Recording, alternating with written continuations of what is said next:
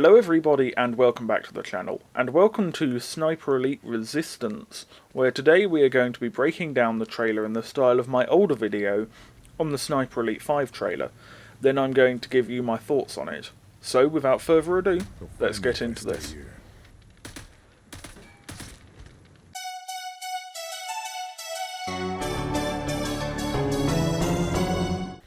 Starting off in the first frame, we see our hero, Harry Hawker, armed with an Enfield, Wellgun and 1911, all Sniper Elite 5 weapons, taking aim at the castle.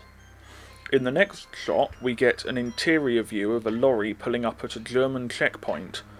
These are the same Henschel 33Ds as in the base game, which means that once again we probably won't be getting any Opel Blitzes. I wouldn't definitely guarantee an absence of Opel Blitzes, as Sniper Elite 3 had multiple different tanks, something that Brutal Barracuda, who Rebellion Watch, said should have been carried over to 5, so the possibility of having multiple vehicles of the same class, which I'd really like to see, is there, but we're probably not going to be having any Opel Blitzes. This truck shot could also be hinting at the ability to hide in the back of lorries, something that was seen in the Sniper Elite 5 trailers but didn't make the cut for the final game. This would be really cool, as hiding in the back of lorries would fit really well with the whole resistance aspect they're going for, but we'll have to wait and see. The next shot is a continuation of this scene, showing troops disembarking from a lorry.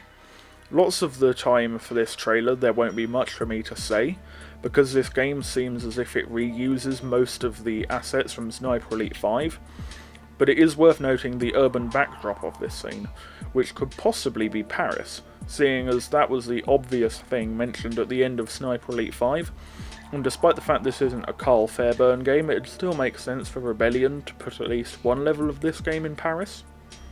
The next shot shows a large number of bombers flying overhead, meaning that hopefully we'll get more environmental sound masking in this game. Sound masking in general was severely lacking in Sniper Elite 5. It seemed as if the developers just wanted you to lean into silencers instead, but it would have been nice for the levels to be designed so that you could legitimately play the whole thing stealthily with just a silenced pistol and unsilenced rifle, and then choose to take a suppressor with the understanding that you'd be able to fire from more positions at a cost of muzzle velocity and damage. This shot at 34 seconds shows a full view of our protagonist, who adopts a look similar to the one Carl had in Sniper Elite 4, with a leather jacket, cargo trousers and fingerless gloves. We also see that his 1911 is silenced in this shot, although in a previous one it wasn't. Harry Hawker certainly looks different compared to his previous appearances, but that's about par from the course for him, having gone through 2 makeovers and a new voice actor since his debut in 4. In this shot we see our man with a new gun, a United Defense M42, also known as a Marlin M42. This is a really cool thing to see, although it is not seen with the famous welded twin magazines. I expect this will be an option. It would be nice to see the weapon roster shaken up a bit, as one of my biggest criticisms with the Sniper Elite 4, Strange Brigade, Zombie Army 4 trilogy of games is that they featured the same weapon rosters as each other, which meant you basically had 3 games with the same guns in each, which was a bit dull, especially for Strange Brigade, which was tonally a lot different than the other 2, and could have really worked with some older First World War or even late 1800s weaponry in it. This next shot shows 2 new weapons we'll be getting in the game. The MAS 44, a prototype semi-automatic rifle, which would later evolve into the MAS 49, the standard issue French Army rifle up until the introduction of the FAMAS. We also see the MAS 38, which is a distinctive looking submachine gun that was used a lot by the German forces in the war, so hopefully in this game we'll see a bit more variety in the Germans' armament, as it'd be nice to break up the number of MP40s by giving some troops MAS 38s. You could even give them to just rear echelon troops like engineers, officers or snipers, and keep the basic infantry as all MP40s. It's really great to see an increase in the number of French weapons, as I feel that was something that was missing in Sniper Elite 5.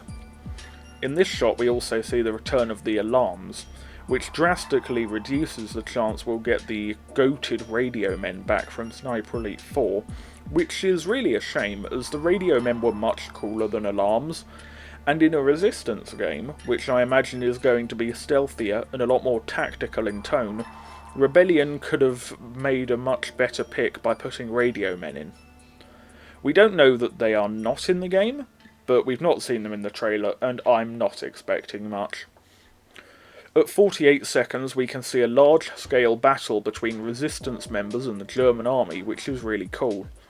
AI battles are awesome in basically any game they're in, whether it's just little things like the enemies in Doom friendly firing each other, or bigger things like the Covenant and Flood fighting each other in Halo.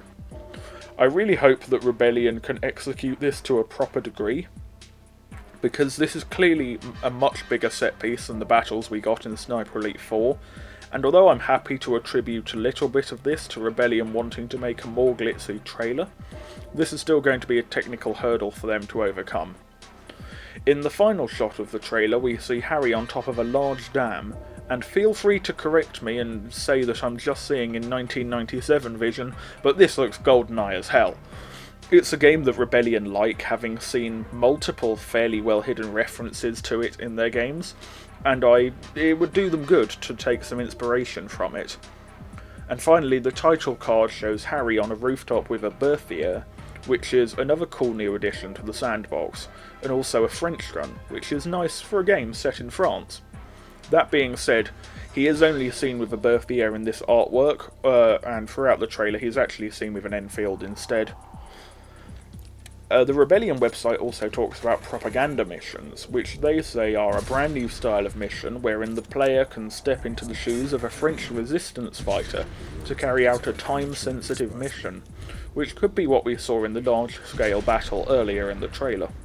Axis invasion, multiplayer and or survival all return, much to everyone's joy, so this sounds like a fully fledged Sniper Elite game, not like a 7th generation style DLC pack where they just gave you an extra campaign. This is its own thing, even if it's not a numbered installment and seems to run mostly on the Sniper Elite 5 skeleton. We also see a list of platforms for the game, and it's coming to Game Pass on day 1, which if I remember rightly is what they did with Sniper Elite 5, and that game had a pretty successful launch, so that's good. It's also coming to the old-gen consoles, which means my croaking, lurching, spluttering original Xbox One can have even more fun playing games it clearly doesn't want to run. In all seriousness though, this is a wise move, as it would make no sense not to release a game that runs on the Sniper Elite 5 engine, and to all intents and purposes is probably no more ambitious than Sniper Elite 5 on the old-gen consoles. According to the infallible font of knowledge that is Reddit, specifically r/MLB The Show, of the 97 million monthly active PSN users, 49 million of them are still on PS4. With Xbox this will be even worse, as to date Xbox have only sold about 5 or 6 series consoles, so it'd be financial suicide not to release the game on these old consoles, even if it could hardly run on them. Overall, this trailer looks like we're in for a solid product. We see no real improvements on Sniper Elite 5 at a gameplay level, but contrary to what lots of people will have you believe, Sniper Elite 5's core gameplay and gunplay is the best in the series, so that's not really a problem, especially seeing as it'll only be coming out about 3 years after Sniper Elite 5 anyway, which is just over half the gap between 4 and 5. I do however hope that Rebellion have learnt from the mistakes they made with Sniper Elite 5 and have changed their map design away from realistic environments and more towards fun play spaces. The community gave an awful lot of feedback on this issue through just about every channel of communication they could find, so I'm hoping they make some better levels this time round, as that was really my only problem with Sniper Elite 5 to begin with. I also must express my disappointment with yet another Nazi superweapon plot, as they could have used a Harry game to tell a much more personal story, instead of just doing another copy-paste Sniper Elite plot about a Nazi with a name of 6 or fewer letters making an amazing superweapon that doesn't really work and then Carl stopping it. But oh well. Nobody plays Sniper Elite for the story anyway. Between this, Project Archipelago, and Atomfall, Rebellion seem to be on a pretty strong footing at the moment, so long may that last. We've got a lot to look forward to. Thank you everyone for watching the video. Remember to like, subscribe and comment. It costs you nothing and it's a great way to help out the channel. Stay safe and goodbye.